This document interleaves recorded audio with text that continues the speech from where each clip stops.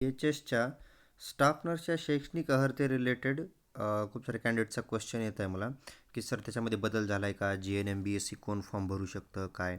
बघा तुम्हाला डी-एच-एसचं ना सर्व क्लिअर करतो मी. क्रायटेरिया काय आहे? कोण फॉर्म भरू शकतं?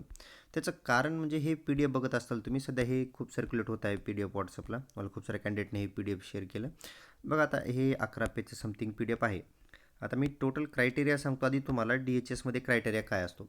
बघा डी-एच-एसमध्ये एकतर क्रायटेरिया असतो की 50-50% असतं. 50% गव्हर्नमेंट, 50% प्रायव्हेट. म्हणजे ज्या टोटल जागा निघतील त्याच्यापैकी 50% ह्या जागा गव्हर्नमेंट कॅन्डिडेटसाठी असतात आणि 50% प्रायव्हेट कॅन्डिडेटसाठी. Private candidate in the sense की ज्यांचं प्रायव्हेट कॉलेजमधून पासआउट झालेलं आहे. आता 2000 जर जागा असतील, एक उदाहरण घेऊ आपण, त्याच्यापैकी 50% म्हणजे गव्हर्नमेंट कॉलेजचे जे पासआउट कॅन्डिडेट आहेत त्यांच्यासाठी 1000 जागा आणि जे प्रायव्हेट कॉलेजमधून पासआउट झालेले आहेत त्यांच्यासाठी 1000 जागा असं असतं. ठीक आहे. आता गव्हर्नमेंट प्रायव्हेट म्हणजे गव्हर्नमेंट खूप सारे कॅन्डिडेट काय करतात, गव्हर्नमेंटची वॅकेन्सी आहे तर गव्हर्नमेंटमधून फॉर्म भरतात. तसं नाही, मागच्या वेळेस पण खूप साऱ्या कॅन्डिडेटचं इथं चुकीचं झालं होतं फॉर्म भरताना. तुमचं कॉलेज कोणतं आहे? प्रायव्हेट कॉलेज असेल तर तुम्ही प्रायव्हेटमधून फॉर्म भरायचा. गव्हर्नमेंट कॉलेज असेल तर गव्हर्नमेंटमधून. गव्हर्नमेंटच्या जागा आहेत म्हणजे गव्हर्नमेंटमधून फॉर्म भरायच्या सगळ्यांनी असं बिलकुल नाही. ठीक आहे. चला हे झालं क्लिअर की 50-50% जागा तर इथं डिवाईड होतात आधीच. त्याच्यानंतर राहतं 90-10. 90-10मध्ये 90% जागा ह्या फिमेलसाठी आणि 10% या मेलसाठी असतात. ओके. तर आता याच्यापैकी बघू की जसं 1000 जागा होत्या समजा गव्हर्नमेंट कॉलेजसाठी किंवा प्रायव्हेट जे कोणी असेल. ठीक आहे. 1000 जागा आल्या होत्या. त्याच्यापैकी 900 जागा ह्या राहतील फिमेल कॅन्डिडेटसाठी आणि 100 जागा राहतील ह्या मेल कॅन्डिडेटसाठी. ओके. सेम गव्हर्नमेंटमध्ये पण तसंच आणि प्रायव्हेटमध्ये पण तसंच. ओके. हा झाला क्रायटेरिया. आता राहिला एज्युकेशनचा क्रायटेरिया. तर त्याचं रिझन डाऊट येण्याचं की बघा हे पी-डी-एफ मला कॅन्डिडेट शेअर करत आहेत. सर याच्यामध्ये बघा इथं लिहिलेलं आहे, सांगतायत की सर गव्हर्नमेंट प्रायव्हेटचं बघा इथं हे 13 नंबर आणि 14 नंबर. अधिपरिचारिका शासकीय टक्के 50 म्हणजे 50% जागा गव्हर्नमेंट आणि 50% प्रायव्हेट असतं मी सांगितलं तुम्हाला त्याप्रमाणे. तर हे ज्या टोटल जागा असतील त्याच्या 50% ह्या शासकीय कॅन्डिडेटसाठी जे गव्हर्नमेंट कॉलेजमधून पासआउट आहेत आणि जे अधिपरिचारक खाजगी 50% जे प्रायव्हेट कॉलेजमधून पासआउट आहेत त्यांच्यासाठी. आता पुढे शैक्षणिक अर्हता बघा त्यांची क्रायटेरिया काय सांगितलं आहे की पाहिजे sir general nursing and midwifery diploma from recognised institute. पण खाजगीमध्ये काय सांगितलं आहे म्हणजे basic bachelor of science nursing BSc degree. आता इथंच बदल आहे. इथं गव्हर्नमेंटवाल्यांसाठी सांगितलं आहे जी-एन-एम आणि प्रायव्हेटवाल्यासाठी सांगितलं आहे बी-एस-सी. ठीक आहे. तर याच्यामुळे कॅन्डिडेट प्रश्न विचारतात की सर आता जी-एन-एम आणि बी-एस-सी असं केलं, मग आता जे गव्हर्नमेंटचे पासआउट आहेत त्यांना जी-एन-एमवर फॉर्म भरू शकतात, मग प्रायव्हेटवाले बी-एस-सीच लागेल का? मग जी-एन-एमवाले फॉर्म भरू शकणार नाहीत का त्याला? हे बघा तसं नाही. आता ह्याच्यामध्ये हे ठीक आहे, खालचं तर बघण्याची काही गरज नाही. हे कॉमनच आहे दोन्हीकडे पण. ठीक आहे. याच्यामध्ये शॉर्टमध्ये एवढंच दिलेलं आहे की ओपन युनिव्हर्सिटी वगैरे ॲक्सेप्ट करत नाही ते वाला. ठीक आहे. हे सोडून द्या. चला मेनवरचं बघा जी-एन-एम आणि बी-एस-सीचं.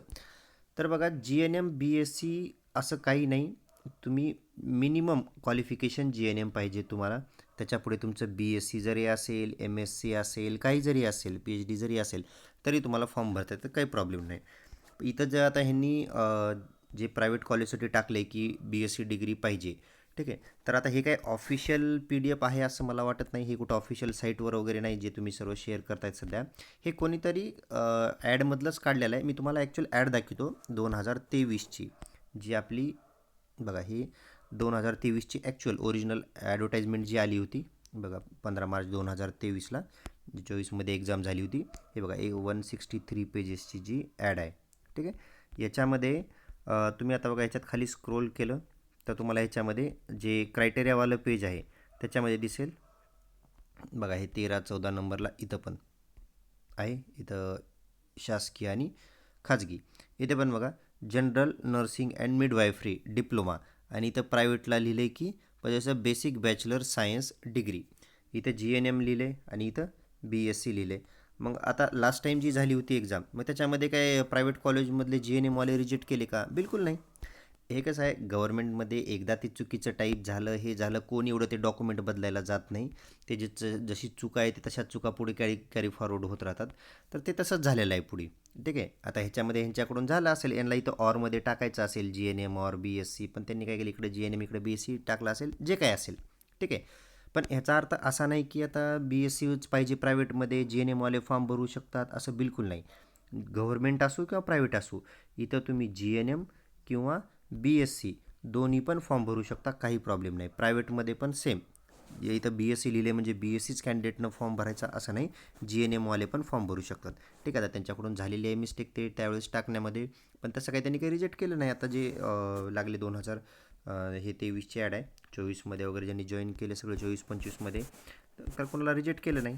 ठीक आहे, बघा कोणाला पाहिजे असेल बघू शकता, हे डिटेल PDF पूर्ण 163 पेजचं PDF आहे. ठीक आहे, तर याच्यामध्ये तुम्हाला दिसेल. तर हेच कोणीतरी, मला वाटतं हेच कोणीतरी, हे काय ऑफिशियल साईटवर नाही आहे, कोणीतरी कॉपी पेस्ट केलेलं आहे, म्हणजे क्रायटेरिया DHSचा, आता DHS येणार आहे चालू आहे, तर त्याच्यामुळे कोणीतरी बघा हे इथून हे PDF कोणीतरी सेपरेट केलेलं असणार आहे या पेजपासून. हे 10-11 पेजचं हे फक्त क्रायटेरियावालं पेज ते इथपर्यंत.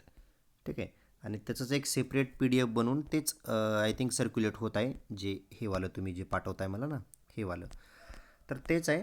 पण असं काही नाही की GNM BSc वालेच लागेल प्रायव्हेटला, GNMवाले फॉर्म भरू शकणार नाहीत असं काही नाही, बिलकुल नाही. ठीक आहे, GNM BSc दोन्ही फॉर्म भरू शकतात, तसं काही होणार नाही.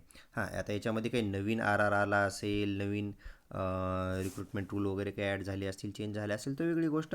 पण सध्या जर तुम्ही जर म्हणलं तर तसं काही नाही आहे. जुन्या ह्याच्याप्रमाणे इथं BSc जरी लिहिलं तरी काही प्रॉब्लेम नाही, GNMवालेसुद्धा फॉर्म भरू शकतात. ओके, चला.